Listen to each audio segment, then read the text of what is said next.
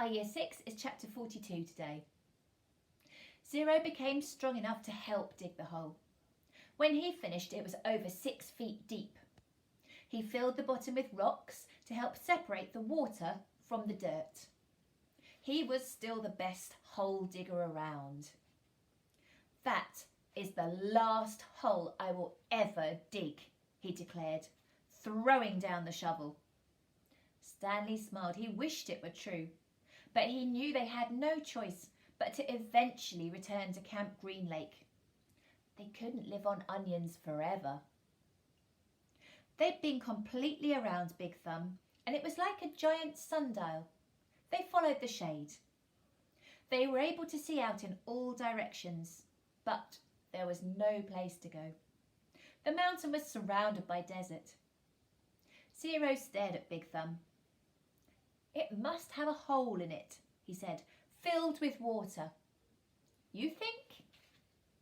Where else could the water be coming from? Zero asked. Water does not run uphill. Stanley bit into an onion.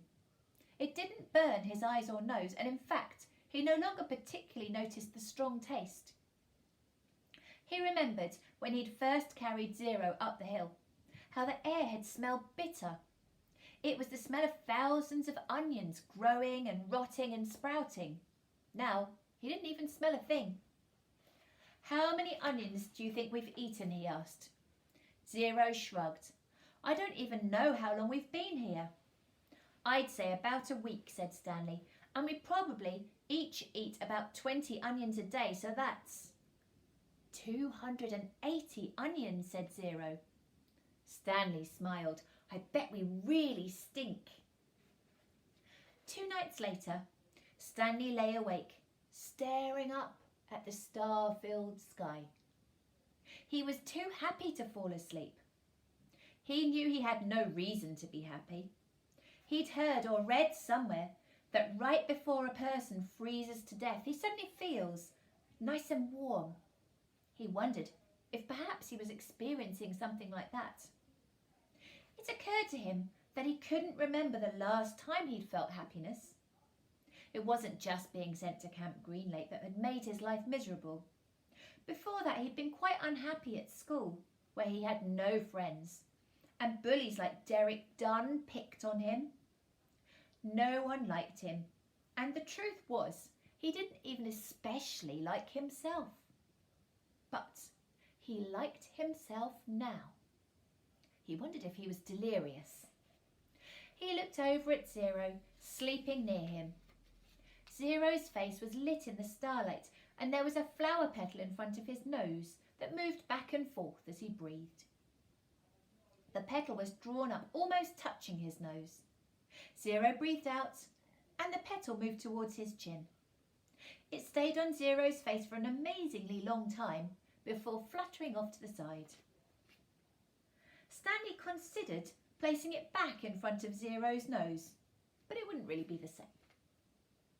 It seemed like Zero had lived at Camp Green Lake forever, but as Stanley thought about it now, he realised that Zero must have gotten there no more than a month or 2 before him. Zero was actually arrested a day later, but Stanley's trial kept getting delayed because of the baseball. He remembered what Zero had said a few days before. If Zero had just kept those shoes, then neither of them would be here right now. As Stanley stared at the glittering night sky, he thought there was no place he would rather be. He was glad Zero put the shoes on the parked car. He was glad they fell from the overpass and hit him on the head. When the shoes first fell from the sky, he remembered thinking that destiny had struck him. Now he thought so again. It was more than a coincidence. It had to be destiny. Maybe they wouldn't have to return to Camp Green Lake, he thought. Maybe they could make it past the camp, then follow the dirt road back to civilization. They could fill the sack with onions and the 3 jars with water. And he had his canteen as well. They could refill their jars and canteen at the camp and maybe sneak into the kitchen and get some food. He doubted any counsellors were still on guard. Everyone had to think they were dead. buzzard food. It would mean living the rest of his life as a fugitive. The police would always be after him.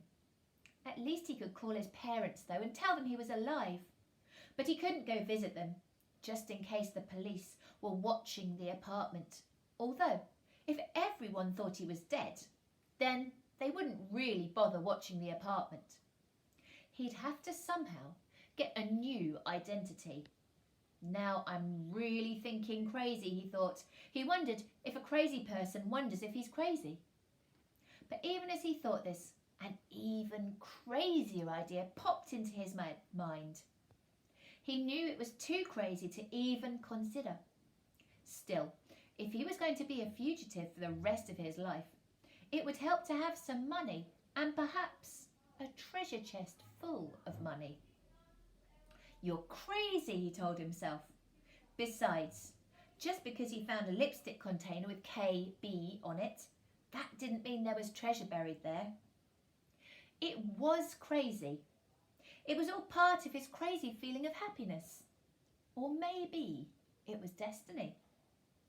He reached over and shook Zero's arm. "Hey, Zero," he whispered. "Huh?" Zero muttered. "Zero, wake up!"